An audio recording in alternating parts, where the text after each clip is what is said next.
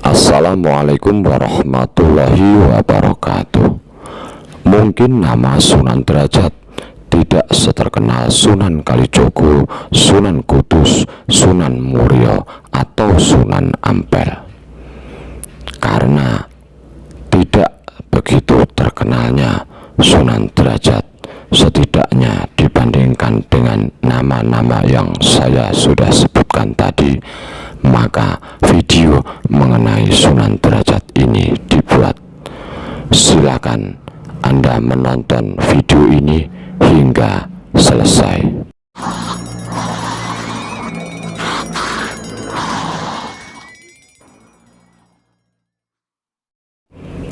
Sunan Derajat atau Raden Qasim merupakan putra Sunan Ampel dengan Dewi Condrowati dan merupakan adik dari Raden Maktum Ibrahim atau Sunan Bonang. Video mengenai Sunan Ampel dan Sunan Bonang juga ada di channel Lian Nafla ini.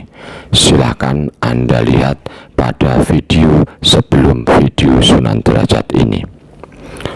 Raden Qasim yang sudah mewarisi ilmu dari ayahnya kemudian diperintah untuk berdakwah di sebelah barat Gresik, yaitu daerah kosong dari ulama besar. Maksudnya di daerah tersebut belum ada ulama karismatik yang berdakwah. Daerah tersebut berada di antara Gresik dan Tuban. Raden Qasim mulai perjalanannya dengan naik perahu dari Gresik. Sesudah singgah di tempat Sunan Giri, dalam perjalanan ke arah barat itu, perahu beliau tiba-tiba dihantam oleh ombak yang besar sehingga menabrak karang dan hancur. Hampir saja Raden Qasim kehilangan jiwa, tapi jika Allah Subhanahu wa Ta'ala belum menentukan ajal, bagaimanapun hebatnya kecelakaan, pasti dia akan diselamatkan. Demikian juga yang dialami oleh Raden Qasim. Secara kebetulan tiba-tiba seekor ikan besar, yaitu ikan talang, datang kepadanya. Dengan menaiki punggung ikan talang tersebut, Raden Qasim akhirnya bisa selamat hingga ke pantai. Raden Qasim sangat bersyukur dapat lolos dari musibah itu. Beliau juga berterima kasih kepada ikan talang yang dengan lantarannya dia terselamatkan. Untuk itu beliau tetap berpesan kepada anak turunnya agar jangan sampai makan daging ikan talang. Jika pesan ini tidak diindahkan, bisa menyebabkan bencana, yaitu tertimpa penyakit yang sulit obatnya. Ikan talang itu membawa Raden Qasim hingga ke tepi pantai yang termasuk wilayah Desa Jelak. Desa Jelak sekarang masuk dalam wilayah Desa Banjarwati, Kecamatan Paciran. Di tempat itu Raden Qasim disambut masyarakat setempat dengan antusias, lebih-lebih setelah mereka tahu bahwa Raden Qasim adalah putra Sunan Ampel, seorang wali besar dan masih terhitung kerabat dari kerajaan Mojopahit. Di Desa Jelak itu Raden Qasim mendirikan sebuah pesantren. Karena caranya menyiarkan agama Islam yang unik, maka banyak orang-orang yang datang berguru kepadanya. Setelah tinggal 1 tahun di Desa Jelak, Raden Qasim mendapat ilham supaya menuju ke arah selatan, kira-kira berjarak 1 kilometer. Di sana beliau mendirikan musola untuk berdakwah.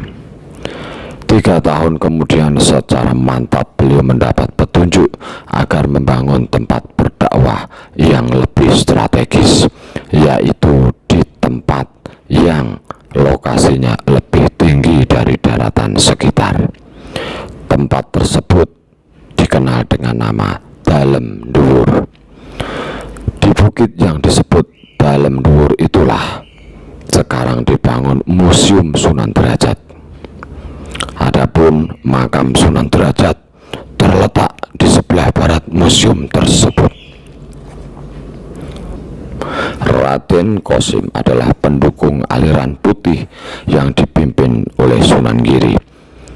Maksudnya dalam berdakwah menyebarkan agama Islam, beliau menganut jalan lurus, jalan yang tidak berbelok-belok.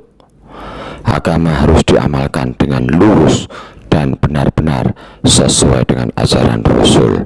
Tidak boleh dicampur aduk dengan adat atau kepercayaan lama.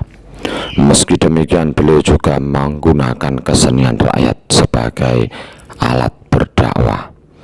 Di dalam museum yang terletak di sebelah timur makam terdapat seperangkat bekas gamelan Jawa. Hal ini menunjukkan betapa tinggi penghargaan Sunan Derajat kepada kebudayaan Jawa. Dalam catatan sejarah Wali Songo, Raden Qasim disebut sebagai seorang wali yang hidupnya paling sederhana. Walau dalam urusan dunia, beliau juga sangat rajin bekerja. Hal itu disebabkan karena sikap beliau yang suka beramal. Di kalangan rakyat jelata, beliau terkenal dengan sifat lemah lembut dan suka menolong sesama.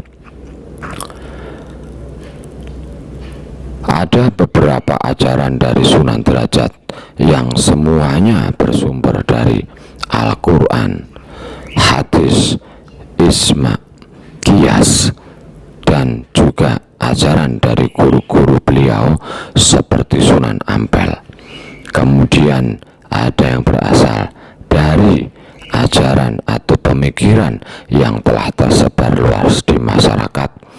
Beliau juga mengambil tradisi dari masyarakat sekitar yang sudah ada sebelum ajaran Islam datang, namun tidak bertentangan dengan Islam. Dan yang terakhir, beliau juga membuat fatwa atau ajaran sendiri.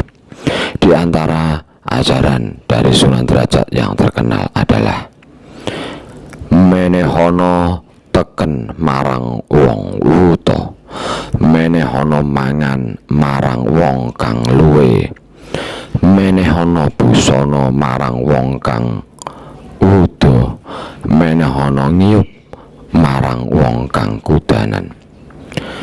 Jika diterjemahkan bebas dalam bahasa Jawa atau dalam bahasa Indonesia, artinya kira-kira: berilah tongkat kepada orang yang buta, berilah makan kepada orang yang kelaparan, berilah pakaian kepada orang yang telanjang, dan berilah tempat berteduh kepada orang yang kehujanan. Jika dijabarkan lebih luas, kira-kira maksudnya adalah kita harus memberi petunjuk kepada orang yang bodoh. Kemudian kita harus mensejahterakan kehidupan rakyat yang miskin. Juga ajarkan budi pekerti kepada orang yang tidak tahu malu atau yang belum mempunyai peradaban tinggi. Berilah perlindungan kepada orang yang ditimpa bencana. Ajaran dari Sunan Derajat ini terkenal sangat simpel dan juga luas. Siapapun dapat mengamalkannya sesuai dengan tingkat keilmuan dan pemahaman masing-masing. Bahkan terkenal bahwa pemeluk agama selain Islam pun tidak merasa keberatan untuk mengamalkan ajaran Sunan Derajat ini. Mengenai puncak makrifat, Sunan Derajat menuliskan sebuah perumpamaan yang sangat menarik. Ilang jenenge kawula, sirna datan ana keri, pan ilang wujudira. Tegese wujude widi, ilang wujude iki anenggih perlambangira. Lir lintang karahinan, kasorodan sang hyang rawi.